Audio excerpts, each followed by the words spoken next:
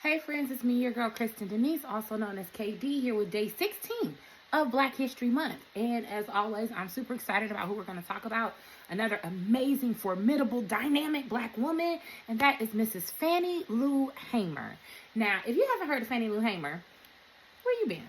That's not true. We always don't hear about our history, unfortunately. But I've learned about Fannie Lou Hamer for a long time. In particular, I was first introduced to her as a little girl and then got more introduction to her and some of the things she did as I got older. And so I'm excited to share Fannie Lou Hamer with you today. So she was born in 1917 and transitioned to be an ancestor in 1977. She was a civil rights leader, a voting rights activist, and a champion for the poor. Okay? She was a fearless civil rights activist whose powerful voice and unshakable resolve helped to transform the fight for voting rights and racial justice in the United States. Born into poverty in the Mississippi Delta, Hamer faced racism, violence, and oppression from a very young age, but became one of the most powerful voices in the civil rights movement. Despite enduring brutal beatings, arrests, multiple threats, she never backed down. Hamer was a founding member of the Mississippi Freedom Democratic Party, which worked in opposition, basically, of the main Democratic Party, which wouldn't allow Black people to participate. And she was a key organizer in the struggle for Black voting rights, including helping to organize Freedom Summer in 1964. She believed that political power was essential for achieving justice and equality. And her life teaches us about resilience, courage, and the importance of standing up for what's right, even when there's a very high cost. Because she endured a lot. She lost a lot. So let's dig into some of her key accomplishments. Again, she was a co-founder of the Mississippi Freedom Democratic Party in 1964. And it was created to challenge the white-dominated Mississippi Democratic Party, which excluded Black voters. She helped to co-create this organization to ensure that Black voices were heard in the political process and to challenge systemic racism in the electoral system. In 1964, she actually gave testimony at the Democratic National Convention. She delivered a legendary speech, which you can actually still look up online. I just made sure that we could still look up the speech online and see what Hamer had to say. So you can still look up the speech online and read the transcript, or you can actually still hear her. It was a recorded message. So you can actually hear her deliver the speech herself. And I highly recommend it. And her speech exposed the violence and discrimination that Black Americans face when trying to vote. She testified before the Credentials Committee and recounting how she was beaten and jailed simply for trying to register to vote. Her famous words shook the nation. "I'm sick and tired of being sick and tired." Can anybody feel our sis on that? The televised broadcast of her testimony was so powerful that then President Lyndon B. Johnson interrupted it with an impromptu press conference to try to divert attention, but her speech was later re-aired and it sparked national outrage and support for the civil rights movement. She was a leading organizer in the fight for Black voter registration in Mississippi in particular, which was one of the most dangerous states, for civil rights work. Her key contributions were that she worked with the Student Nonviolent Coordinating Committee, also known as SNCC, to organize voter registration drives. She endured brutal beatings, multiple arrests, including a severe beating in Winona, Mississippi jail that left her with permanent injuries, including kidney damage and a limp. And despite the violence and the threats, she continued organizing, inspiring thousands to register to vote. She was an advocate for economic justice and community empowerment. She believed that political power was meaningless without economic power. And so she worked to uplift Black families through land ownership and cooperative farming. She founded the Freedom Farm Cooperative in 1969 to help Black families become self-sufficient. The cooperative brought 640 acres of land and provided families with opportunities to farm, feed themselves, and earn income. And this was a much better situation than the sharecropping that many of them found themselves in. They also created a pig bank where poor families received pigs to breed and raise, which provided them with a source of food and economic independence. How dope is that? Right? She was also a champion for women's rights and reproductive justice. So she was a very strong advocate for these rights, especially for Black women who face forced sterilization. A practice so common in Mississippi that it was known as a Mississippi appendectomy. That's wild.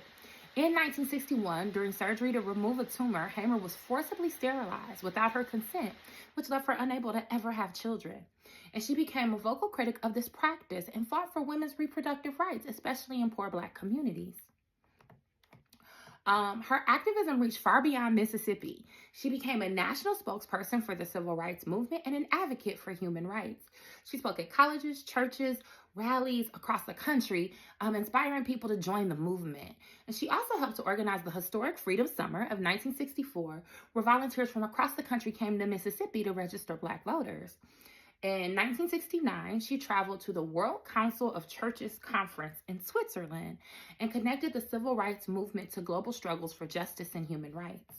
So what can we learn from Fannie Lou Hamer today? One, you gotta have courage to speak truth to power, even when it's dangerous. Her powerful testimony during the 1964 Democratic National Convention forced the nation to confront the violence and racism that Black Americans face.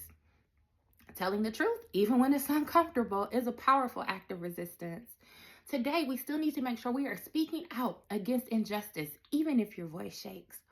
We have to use our platform, social media, community forums, or art to amplify marginalized voices. And we have to hold leaders accountable, whether at work, in our community, or in the government. Okay? Voting is powerful. It honestly is. And one of the reasons it's so powerful within the Black community in particular is because people fought and died for us to have the right to vote.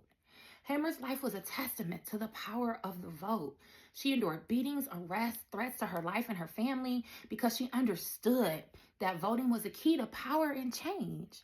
Voting is a hard-won right, and participating in elections actually still is a form of activism, especially at the local level. Vote in every election, local, state, federal. Help others vote by assisting with voter registration drives, get out to vote campaigns, or poll watching. And advocate for voting rights and challenge laws that suppress the vote, like one of the laws that they're trying to bring down the pipe right now, which would make it harder for married women to vote. Self-sufficiency and economic empowerment absolutely matter. Through her Freedom Farm Cooperative, Fannie Lou Hamer empowered Black families to be self-sufficient and economically independent. She believed that freedom meant more than just rights. It meant the ability to control your resources and your future. Economic independence strengthens communities and protects against exploitation.